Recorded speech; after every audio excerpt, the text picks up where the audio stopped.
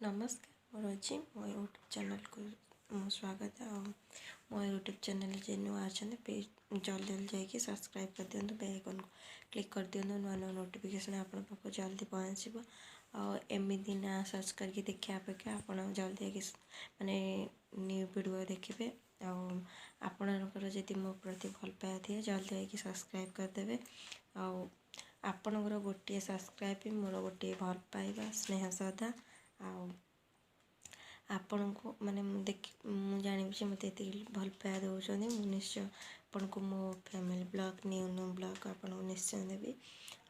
चलतु मुझे आज गोटे रेसिपी आपन को देखेबी मुझे रेसिपीटा दिखाई मैंने चिंगुड़ी तरकारी आपण मैंने केमी दिया निश्चय कहे। मो रेसिपी जब भल लगे गोटे लाइक करदे। रखी बाय बाय। अदा रसुण